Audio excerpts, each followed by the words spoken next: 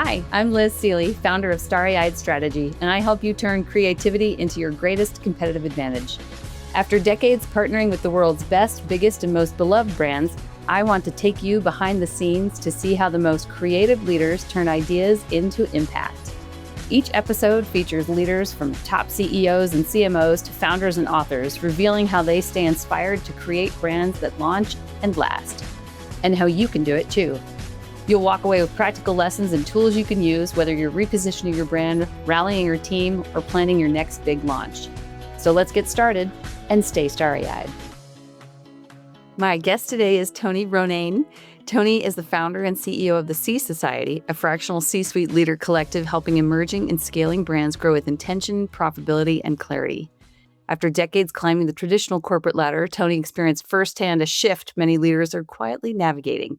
Fewer seats at the table, flatter org charts, and a leadership model that no longer reflects how modern businesses or modern lives actually work. Rather than waiting for her next role to open, Toni, you created a new one for yourself and many more. Through the C Society, Toni partners with founders, investors, leadership teams as a fractional CEO, stepping in at moments of inflection. Her work gives companies access to senior-level leadership without all the full-time overhead, which I love, and gives leaders a way to create impact across multiple businesses without burning out or opting out, which I also enjoy. Before founding the C Society, Toni served as brand president of Perkins American Food Co., where she led their brand evolution.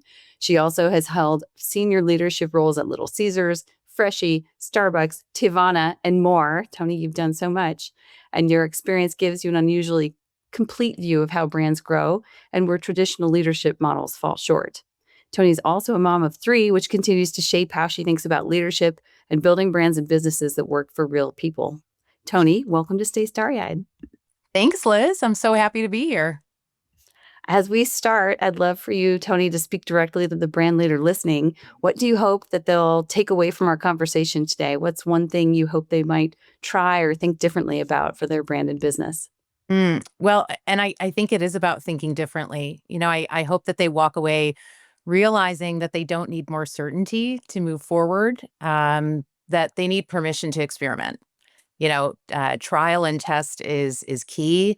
I don't know if you're following, but 2025 is the year of the horse, which is all about innovation and momentum. And in order for us to be innovative as brand leaders, we have to be comfortable taking risks and potentially failing. Taking risks definitely highlights that fear of failure. So, I hope that brand leaders are thinking about bringing in the right expertise earlier to before things start to feel broken, to get that help and that support to drive innovation, and recognize that you really don't have to white knuckle anything. Growth doesn't happen alone. It definitely happens with a team. And so leaning on your community, finding great expertise in order to achieve all of those goals in the next year. I did not know it was the year of the horse. How exciting. It is, yes. And this year was the year of the snake. So very transformative 2025 year, and now ushering in kind of this new energy and this new momentum. And I think, as you think about 2025, and you alluded to it in your comments at the opening, lots of transformation, certainly within our space and at the executive level. And so finding myself in that same spot, I'm really looking forward to 2026. Brilliant point about experimenting too. Trying something, seeing if it works. If it doesn't work, you do something else. But at least being open to the possibilities. My dad always says, if you don't think of it, you can't do it. So thinking yeah. about it on traditional paths. Well, exactly. And I think that rather than letting the business happen to us or, having to face kind of what's in front of us, actually being ahead of driving the pivot and thinking about how you can check and adjust and, just having that permission to try. I think so often we live in this space where we're thinking about needing to get everything right the first time. And that's not really where innovation or new ideas are born. And so if you want to cultivate that in your company or your business, it means that you need to try different things. Mm-hmm. And speaking of which, you've talked a lot about the moment you realized the traditional corporate ladder was splintering. What do you think is breaking inside of organizations and traditional teams? And how is it forcing leaders to rethink things and try to do things differently to come up with new solutions? Mm, you know, um, earlier this year, as I was going through my own pivot, I launched the Shift Chronicles, and I spent time talking with, dozens of leaders from our industry that were finding themselves kind of in the same position. And what I did is I just offered kind of free coaching and spent 15, 20 minutes out of my day, met lots of great people in the industry. And what's evident to me in those conversations and kind of as I continue to observe is that, there's this promise that has existed, I think, for some time that, loyalty and tenure and linear progression are going to protect us, protect you. And that's just not the reality right now. I think, and we're seeing it, roles are dissolving faster than org charts are able to keep up. And it's really forcing leaders to rethink identity. And we're seeing this emergence of this portfolio life. So you're seeing people strategically leaving kind of this corporate ladder and looking at, not just sitting at one board table, but, how can I sit at 5 different tables? How can I do the work that really means something to me? Um, you know, as we think about burnout culture, that's something that we've been hearing about over the last decade. And I think what's happening is it's forcing this shift for leaders to sit back and say, well, what happens without the title? Who am I? And how do I build the career that I want to, really leveraging my core strengths and the things that I love to do, but also find ways to add value in ways that maybe I hadn't considered before. Um, and so kind of sitting back and watching that and seeing all of this top talent in our industry, not sure about where they were going to go. Um, I did spend a little bit of time going through some interviews. I interviewed with a handful of companies, and the last one I interviewed with, I was in the last 2 final round of interviews. And when I met with the team there and I was talking about the process, they said to me, we had 500 applicants for this role and we interviewed 50 people. And it gave me some pause. And I thought, this isn't really going away right now.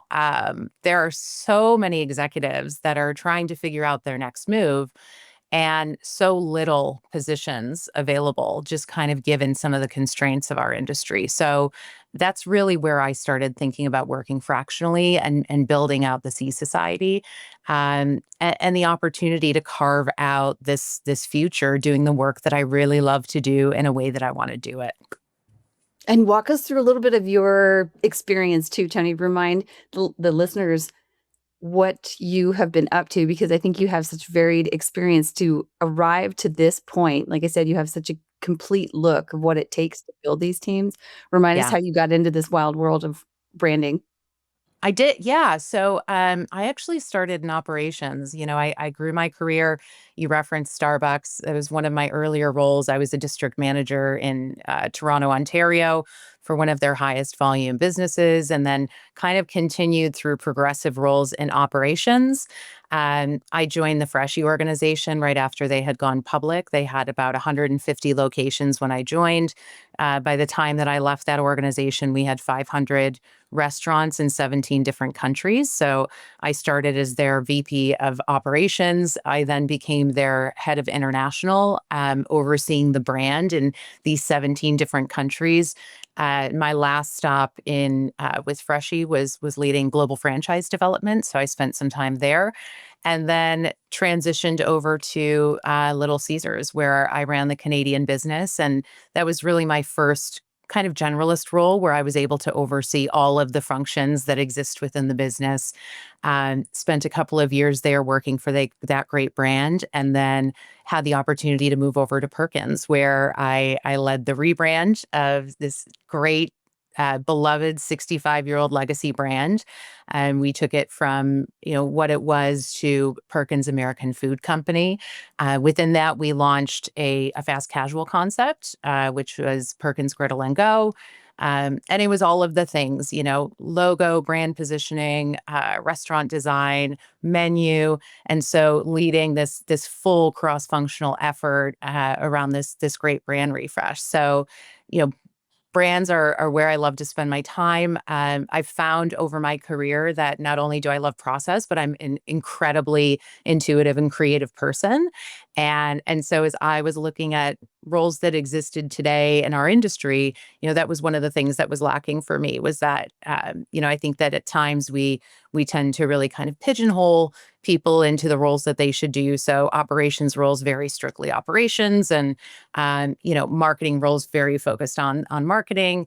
But really, I think where I love to live is the opportunity to grow great brands.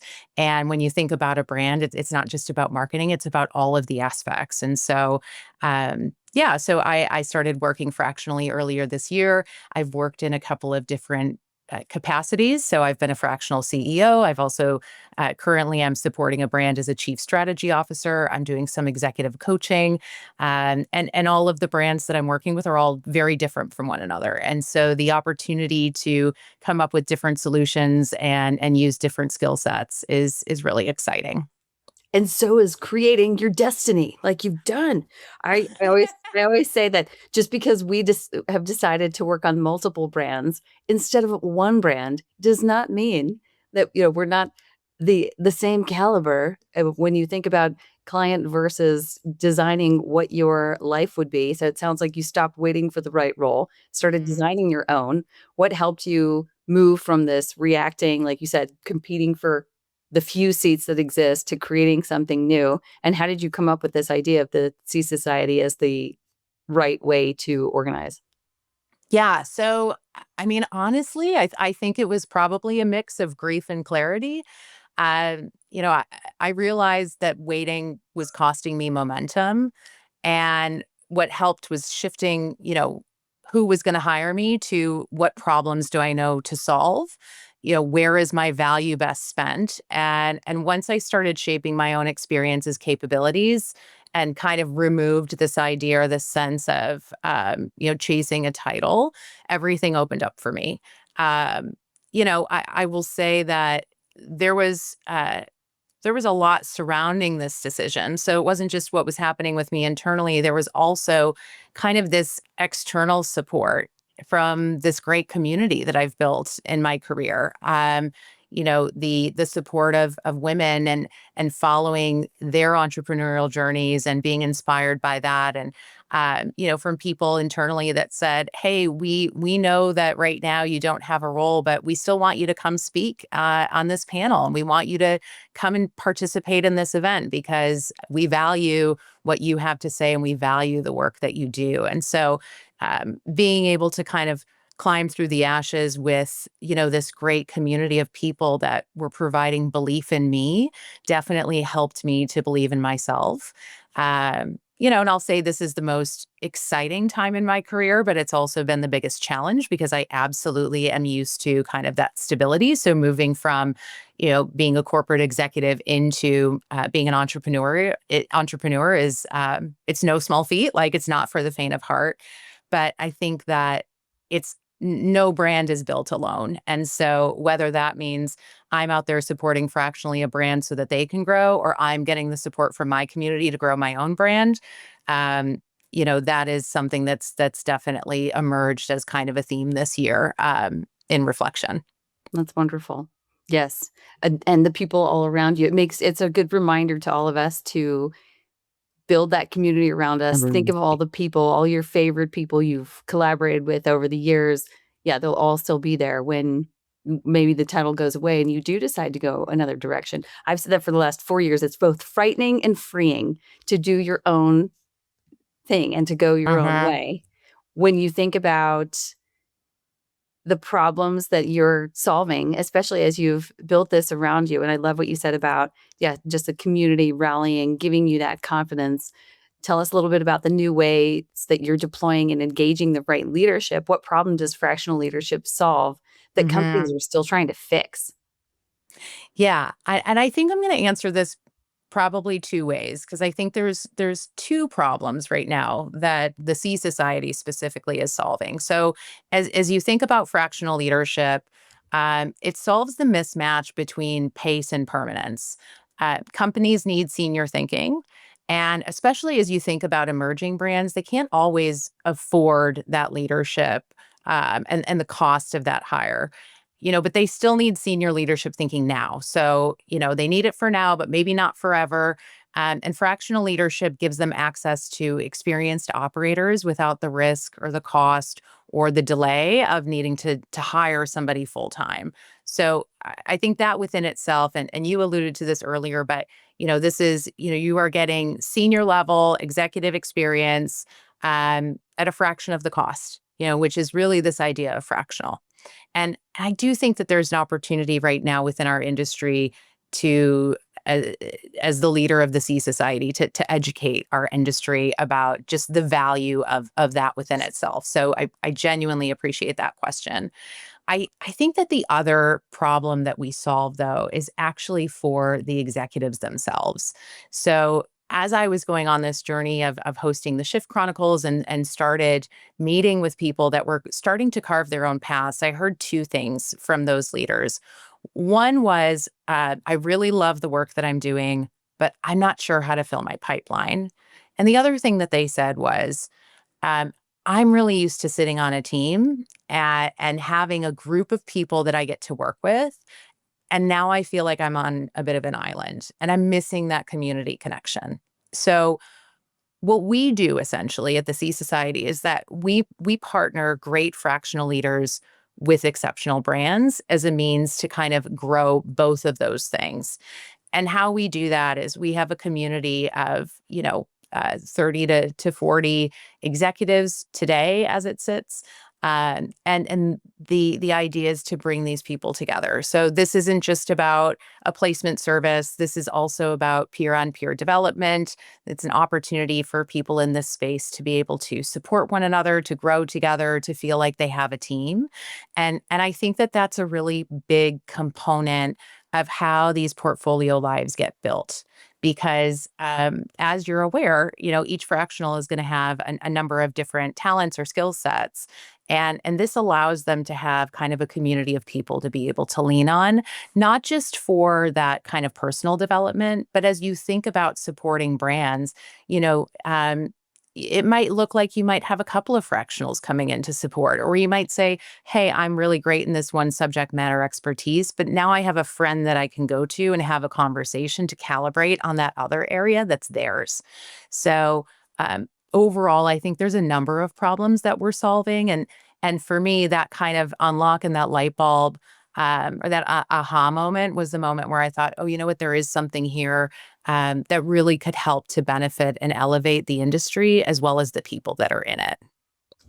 I love it. So it's solving for the pipeline with the placement, but the community and the team element's still there. So these leaders will have not only the teams they're joining at the brand, but also the team of the C Society behind them. So you're going to cultivate that community and support across. Talk to us a little bit. Remind everybody about the Shift Chronicles and how you took that pause period. I've seen only a few leaders do this where they might be in between their professional adventures and they take the time to not only cultivate or reignite their network, but also offer their expertise to just listen to different people and to meet new people. Talk to us a little bit about that, because I think that's another really creative way to carve out what the need might be. And as you said, instead of trying to fit yourself into the next position, title, whatever it may be, you are instead soaking in all of the feedback from, peers new and maybe long time to figure out what those next moves might be or what that next fit could look like, creating something Yeah. new. Yeah. So, I think that there's this experience that happens when a relationship ends. And that could be a personal relationship, that could be a professional relationship.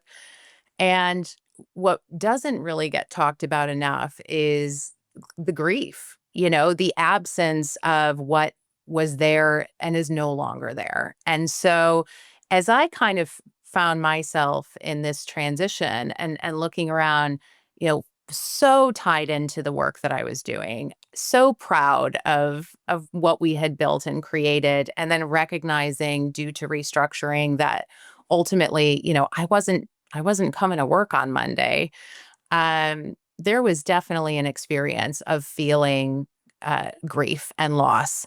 And I'm one of those leaders that loves working with a team. I thrive on the ability to connect and help and support. And for me, that's where a lot of my value is. And so I started thinking about, well, some people look at this time and say, well, now I'm going to go and take a vacation, or, now I'm going to go and read all of those books that I wanted to read. And for me, I was thinking about, how do I extract the best personal development during this time for myself?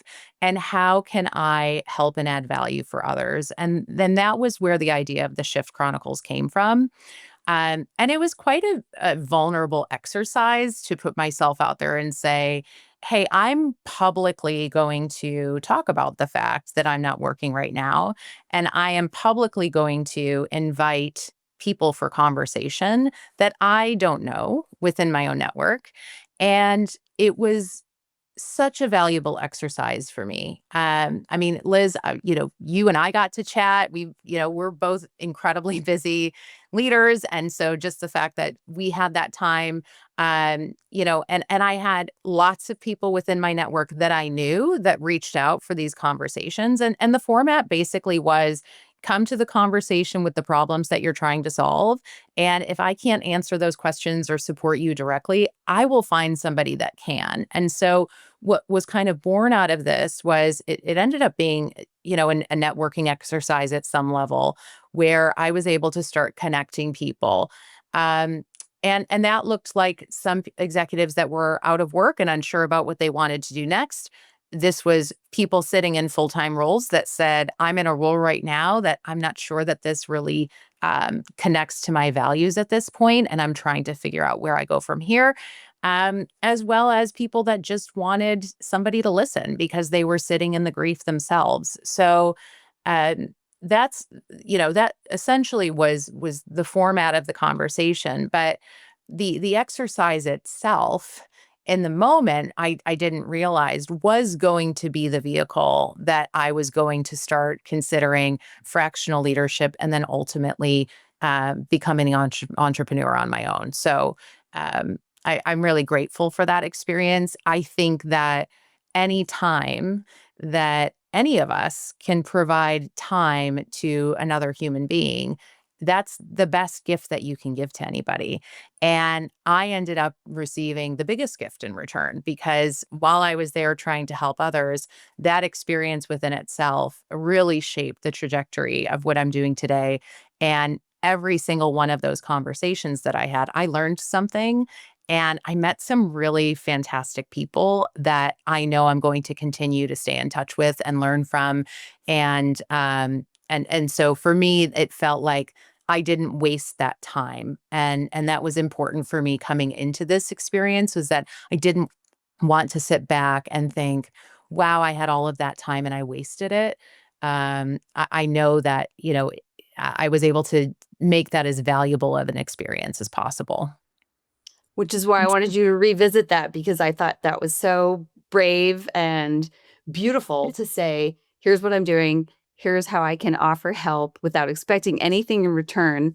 And as you said, yeah, instead of being in this grief process or escaping, a lot of people when they're between roles, they hide it, or, don't update anything or talk about it until they secure that next, as you said, the next title, that next position. In this case, it doesn't matter as much. It's about offering what you have to the world, and being willing to do things a little bit differently. I love how that could yield something completely new. And reminds me too, we're really into archetypes, as you know, at Starry Eyed, and the dark night of the soul, where you're working through this grief, maybe the job that you thought you might have, and lo and behold, you come up with something that is so much better, above and beyond what you might have done next, because you were able to have those conversations and be willing to, as I said, help other people instead. What do you think are the biggest misconceptions founders or company leaders have about bringing in fractional executives or experts? A lot of times we are thinking about these projects temporarily, or they could, start as fractional and continue on, especially because you are solving a lot of these problems that happen on both sides. Yeah, I mean, I think the biggest misconception is that these are, you know, advisors or consultants. There are, and don't get me wrong, I have nothing negative to say about, consultancy. I do think that when I meet with founders, there is a sense of that we're going to come in and tell you what to do, and that the expectation is that you're going to execute it. And fractional is kind of the next level of support. So you're going to get that strategic oversight, guidance, consultancy, um, but with a leader that's also going to roll up their sleeves. They're there to help you build. They are there to help you lead your teams, make decisions, tell the truth.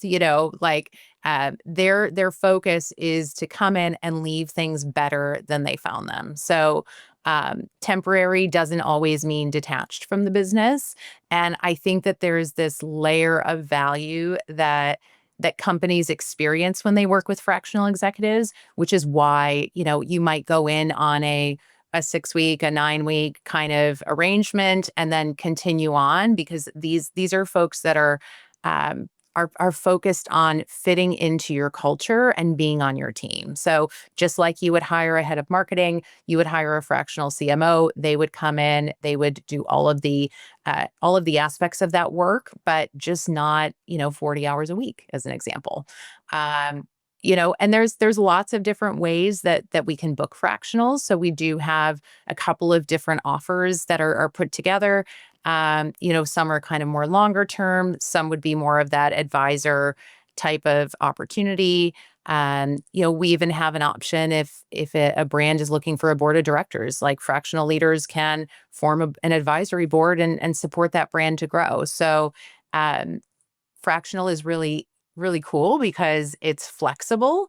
I often say fractional is more fun. And I think that, that's probably another misconception, is that um, that fractional is a dirty word, and it's not. I mean, we have a lot of fun, and these people are intelligent and creative and smart and experienced, and they're efficient. This idea that you have to have a certain number of hours a week in order to achieve results is frankly old language. And fractional leaders are innovative and solutions oriented, and really, like I said, they're there to help be on that team and enhance your culture. And so I think being open-minded to fractional as a solution is really smart. I believe that fractional leadership is something that's going to revolutionize our businesses and help businesses to be more profitable, which is one of the biggest challenges in the restaurant industry. And so, yeah, I think there's a couple of misconceptions, but very, very easy to kind of to challenge those assumptions. And the proof is in the pudding. This is fractional leadership is something that's been around for a very long time, and in many other industries. And while I think in our industry there's probably comfort around fractional CMO, or even at the technology level with all of the focus on tech in restaurants, the reality is that there's fractional executives that can support in every aspect of your company. Hmm. And why do you think that's such a shift mentally for these current generations? It seems like, Gen Z is very familiar with love fractional is more fun, portfolio life, different side gigs. Why do you think it's so hard for people who've been conditioned like this to have just one thing all the time? And as you said, just that linear progression. It's interesting. I don't think it's just one thing. I think there's a number of reasons. And if I think about COVID, COVID taught companies that people did not need to be within the four walls of that office 5 days a week. And there are a lot of, as you look at the trends of what happened kind of post COVID, I mean, there are companies today they're still struggling to get people to return to an office. People started thinking differently about where they spent their time and the value equation of being connected to companies. So there's a component where there's this idea of, and I saw this actually in some of my interviews. Hey, I have been able to work remotely all this time, and I live in a remote area, and it's going to be really difficult for me to find a job, and I want to choose my lifestyle as my priority and my career second to that. I want to use my job to be able to fund my lifestyle, and that means I don't want to have to relocate or move to a different place. And you see that. You see lots of roles that are posted as remote or hybrid now, and certainly that's much more prevalent than it was kind of pre-pandemic. The second thing I would say is that there's been a real shift specifically with women. So you talked about Gen Z, but women are actually part of the largest cohort that are being impacted by, kind of reorganization or realignments of companies. There's been a whole kind of post-pandemic impact for women's roles specifically. As you think about, women are typically in roles that are middle, to senior management level. Those roles tend to be very human-centered. So, HR, brand marketing, and in those types of roles, they are typically eliminated. And so for these women to be able to try and figure out how, where do I go next and what can I do? We're seeing this massive kind of focus and emphasis on building portfolio lives. And, you can Google that and you'll see there's books written about it. There's a new book out right now that's, all the cool girls get fired. Chief has just announced and recognized that women now that are living, as founders in their own kind of consultancy or fractional work are now considered executives at the same table as people that are working for brands. So I think it's been a perfect storm, but certainly the pandemic has started to accelerate that. And then as you look at our industry at large, the restaurants are struggling. They've been struggling with traffic for years. Our restaurant models are so much more complex than they used to be. The value of the dollar is so much harder to obtain. The cost of the transaction, and therefore, the largest line on the P&L is that labor line. And so, as roles are being eliminated, great talent is finding themselves in the marketplace and trying to figure that out. And I think that between the changes of the pandemic and the burnout culture kind of coming on the tail end of that, uh, you know coupled with some economic headwinds, and the reality that we are always trying to evolve and be different and grow. This provides that source and that solution for that personal development. So I think people are thinking very differently right now, and it's all kind of all of those things mixed together. Really nicely summarized. I think too, one of the takeaways that I'd love to highlight for people is, when you are pondering that next move, take a minute to think differently, like to think unprecedented times, as you just outlined, requires a much more creative approach, and just being able to step back to consider what are the different things you might do. When I left my full-time job and wondered what I was going to do next, like you, I wasn't awesome enough to engage my network and talk to as many people, but I did try a lot of different things. So I started Starry Eyed as my brand. We bought another business that was all about clean energy. I taught at a university. I launched my own brand. So doing a lot of different things just to see what should that next move be, I think is so encouraging to the next round of leaders. I also am just amazed by, like you said, how this is impacting women, especially. I saw the headline and articles about the steepest decline of mothers of young kids in the workforce in 40 years. People are just opting out because it's too hard. It's too hard to continue, like you said, at this pace without thinking more creatively about what's going to fit real world lives. Hmm.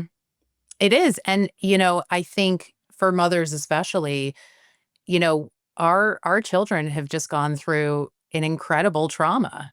And we all lived through it. Like that's kind of this unspoken reality and truth is that, the pandemic, as challenging as it was from an economic standpoint, culturally, so much changed for people. And I think what it did provide, at some level was, this shift in perspective around what I will accept and what I won't tolerate. And there are people today that have found themselves out of work, unclear about what they're going to do. And I'm not talking about a couple of months. I'm talking about 12 to 18 months later. And so at some point, this idea of trying to explore other things and experiment, if you will, is so important because I think at some level we were conditioned, to be told or based on our feedback that we got in our careers that we were really good at one thing or maybe two. And the reality is that we are evolved human beings. We are good at lots of things. And I think mothers in particular, because as you think about the stress and the role that mothers carry, and it's like, hey, I want to have it all. I want the career. I want my children to be happy and healthy. I want to be taking them to soccer practice. I want to travel. I want to do all these things. Like there is an incredible amount that we carry as human beings. And so recognizing that and that who we were 5 years ago is not who we are today. I'm going to be different again in a Well, couple of years after this experience. So having an open mindset to kind of trying new things is really important. And yes, not settling for just the one or two things you've been told you're good at, but to uncover what you are good at. In addition, you can always get better at the things that you want to. Exactly. Exactly. How has being a parent shaped the way you think about leadership? How are you creating this company and brand as you raise your fam? Wow. I think the experience of being a mother has shaped so much of my leadership. It's definitely made me more human, more efficient. So as you think about how do I juggle all of the things, there's this people get into business for themselves and and I think that there's this mentality of okay, well now I control my calendar and so I can work as much or as little as I want. And the reality is that when you're building a business, any business, that's not how it goes.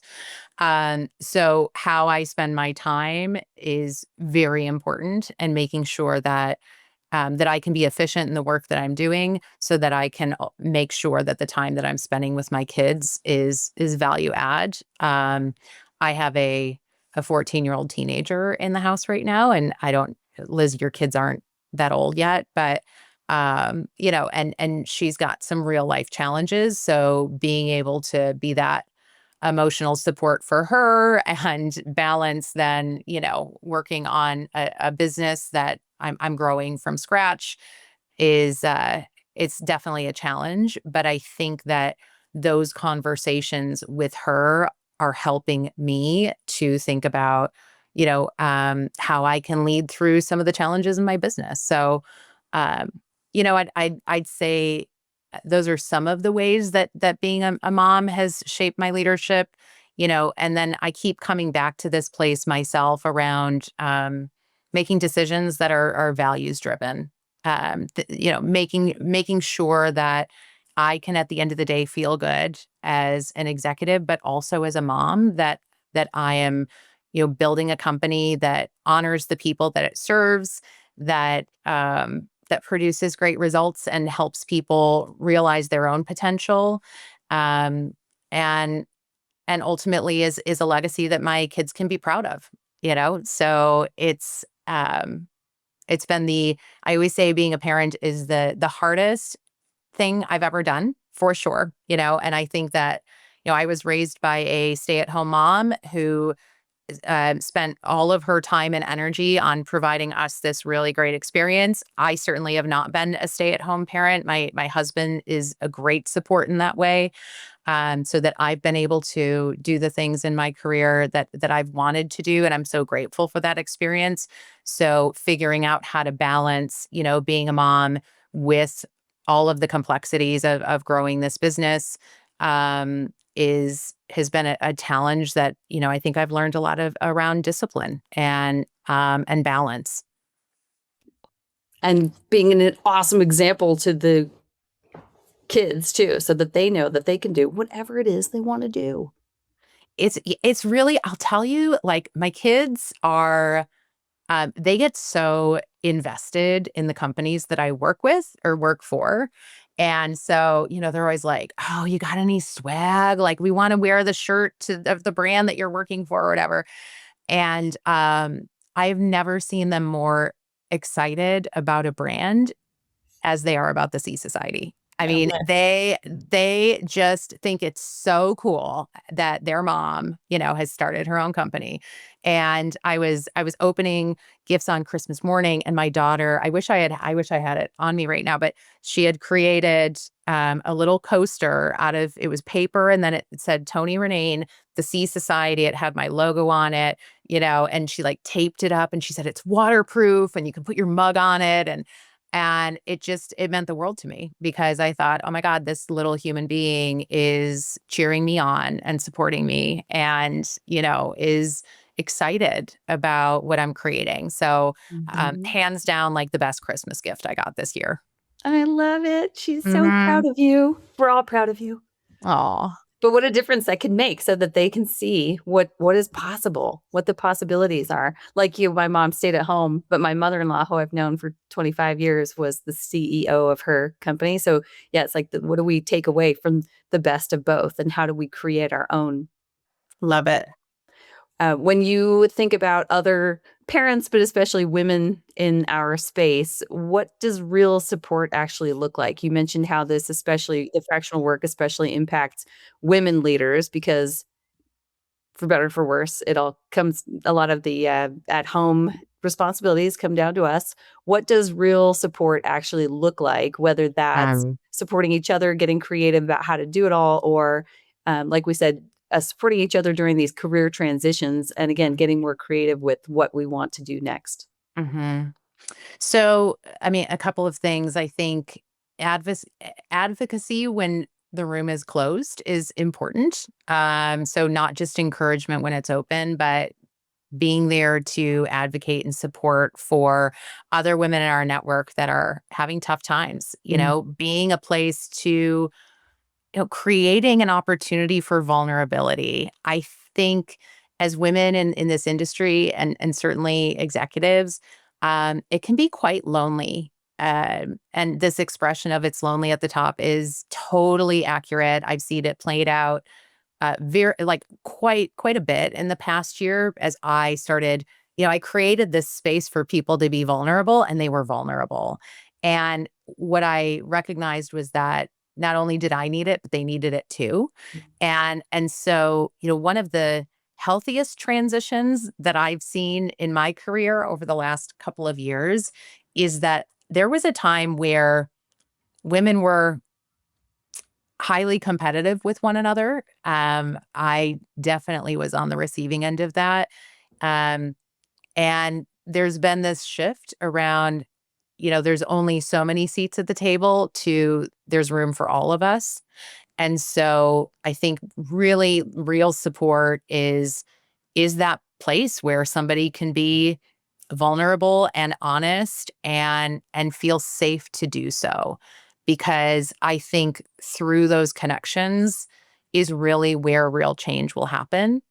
And I had the opportunity this past year to attend this incredible women's retreat, and we had, I think there were 20 of us, top executives across the industry, and we came together and we spent 2 days and had this amazing experience.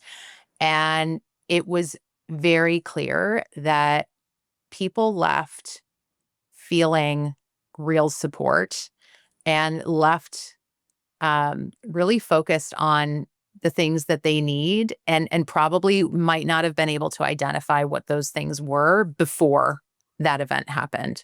And so, I think the reality is that for women, especially in this industry, we need to be able to support one another. And sometimes that's just creating a space for those conversations to happen and staying present and checking in as somebody's going through a transition. It's not just about celebrating the wins. Celebrating the wins is easy and very important, by the way, very important that we are celebrating one another, but it's actually the other stuff. I think that is where support is born. And so being able to be there for those messy moments is creates a level of safety that I think that women in this industry need. Women in all industries, probably. And True. True. great reminder to check in on your favorites to see what's happening. I also think there's an opportunity. We have a friend who's going to be organizing these awesome retreats, but even Mhm. doing that on your own in a smaller setting in the meantime can make such a difference to just get a few favorites together and say, what can we help each other with? What can we solve?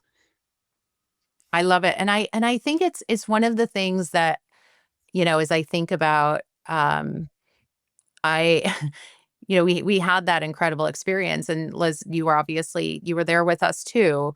Um I don't know that that exists in the other gender. Like this idea of just coming together and really just genuinely wanting to care for and support one another at that level. It's I consider myself incredibly lucky to be a witness to that, and seeing how community is being built in the last couple of years is a really beautiful thing. It was really hard in my early days of my career. Women did not treat me nicely, and success was threatening, and a lot of that has kind of gone away. And I am glad now at this point in my career that I get to be a part of ushering in kind of a different lens on leadership for that next generation, because I think we are wired differently. We do require um the ability to be authentically ourselves, and working through some of the stereotypes or the conditioning that is expected in a corporate setting is critical. And I think that, I do think in some ways things are improving, and I think it's the women at the well, so to speak, that are making it happen.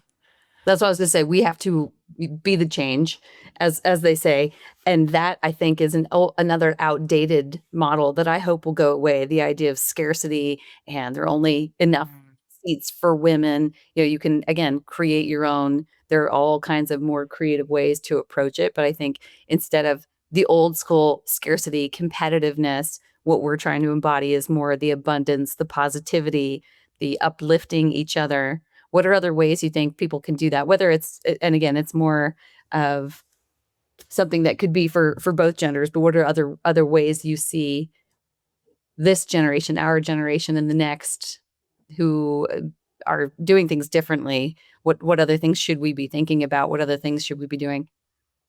Well, I mean, I think one of the things that is most profound in the last decade is what we're doing right here, Yeah. like podcasting. I mean, remember like back in the day where there weren't any podcasts? I mean, this is, the ability for conversation to help to propel knowledge and experience and familiarity for people that are listening is such a powerful tool. And so, I think that as we go back to generations before us, I mean, think about all the things like talking about mental illness, like, talking about women, and the changes that they're experiencing in their lives. And,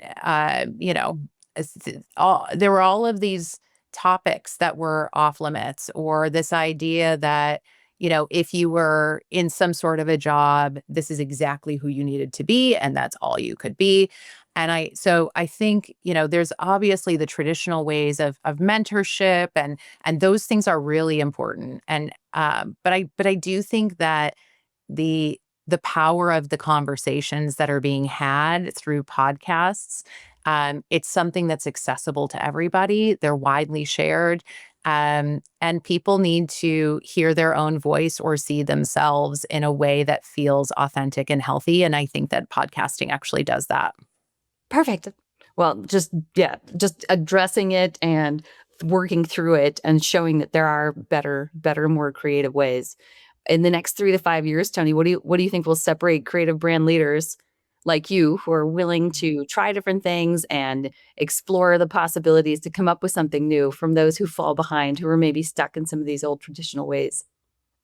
Yeah, so I mean, I would say, definitely adaptability and discernment are two key things that are going to be required in the next 3 to 5 years. I think the leaders that are able to, filter noise, move quickly, and stay human are the ones that are going to rise. Nothing is ever going to be perfect. I am a big believer of perfection, is the enemy of progress. And things are moving so quickly now in this world. Things change on a dime. And so, having momentum and movement and action and being able to be adaptable to that is going to be some critical soft skills for leaders that are ushering in kind of this new age of work. Agree. Don't wait for the conditions to be just right. Yeah. Because it probably won't happen. Change continues. How do you stay creative day to day, Tony? How do you keep this momentum going? I definitely I block time for creativity, believe it or not. I found that and this was a bit of a check and adjust for me. As I was getting into building this business, one of the things I wanted to stay true to was that I was doing the work that allowed me to be creative. And I got kind of bogged down in some of the necessary work that has to happen that maybe I don't love as much. So really thinking about, okay, how do I block time out of my calendar versus being just back to back conversations and calls and allowing myself to be able to have, some white space where I can just think and be strategic and, work on something that's creative. So that could be social media content, that could be writing an article. That could me, I mean, I might take that time when there's not a couple of feet of snow on the ground and go for a walk in the garden and just have a silent walk where I just allow my brain to rest.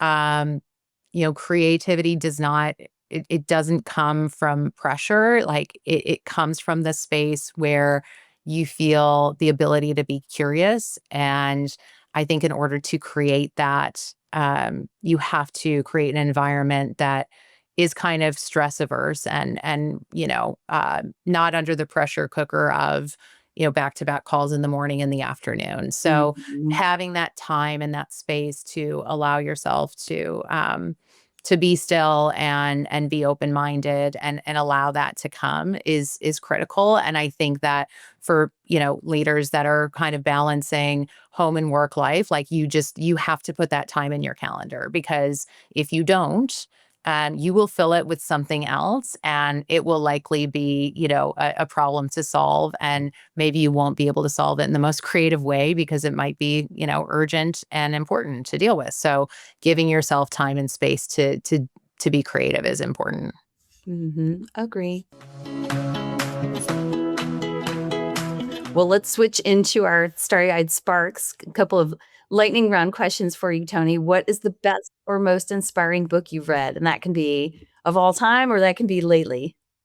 Oh my god. So I was thinking about this and it's really hard to choose, but I'm gonna shift it up because, I wouldn't be myself if I didn't. So I just completed my Enneagram profile. And have you done that, Liz? Have you Which ever done an one? Enneagram? Like it's I called don't think so. like the personal Enneagram. Okay. No, I don't So think so. so I'm learning all about these different Enneagram types. And part of the journey that I've been on is I'm always learning. So whatever I can learn about myself. But what I love about this assessment is it's not just career focused, but it's very like holistically life focused, and it's focused on how you listen to your body and how your brain works and what your personality is like and how others view you. And it's like kind of all in one. And so rather than saying, that's the most inspiring book that I've read, I would say that's been an inspiring experience that's had some required reading. And I would just encourage, like, I think as a leadership tool that people um, should explore it. So check out your Enneagram and let me know what you find out. Awesome. Okay, we'll put it in the show notes and you'll have to share that. I've done so many of those, whether it's DISC or all Yeah. these other assessment tools, but a lot of them, as you said, is more just performance related. So I would be interested in seeing what a more holistic assessment. Hmm. Hmm. Yes. What is a brand you admire that's not your own? Lots of brands, but I would say I don't know if you're familiar with NYX, but love the brand. They are a women's clothing and lifestyle brand. Um, Joanna Griffiths is the founder of that brand, and I just think it's so cool, so modern. And I've seen kind of that brand over the last decade grow and evolve, and so just love it. They've got really high quality stuff. They started as kind of like women's period underwear and have evolved into like full lifestyle clothing, but their brand, what I admire about them is that it's obviously not just about the product, but all of the ways that they kind of touch the space of advancing and empowering women. And I obviously connect to brands like that. That's wonderful. Okay, I'll have to check that one out. What is a word that describes how you want to lead in the next year? Expansive, for Sky's the sure. limit. Let's What go. is one new thing you'd like to try in the next year, in addition to the official launch of Sea Society? So definitely writing publicly again. I've done a couple of LinkedIn articles, and I really one of the ways that I explore my creativity is in writing. And so thinking about how to continue to do that and do it in a more public way, and maybe not about fractional work or the Sea Society, but maybe talking a little bit more about some of the other things that I'm passionate about. Which, reminder, that will require a little blocking of time. I hear the experts block their time to get creative and to write. And also, when Mhm. you think about this time of transition, again, getting more creative with finding your voice. I think that's another thing that you have to take the time to do. You know it. What is a go-to walk-on or pump-up song? So you have something big to do. What is Yeah. this tune that you play? Love Unstoppable by Sia, obviously. So Fave. good. What is your favorite cocktail or mocktail?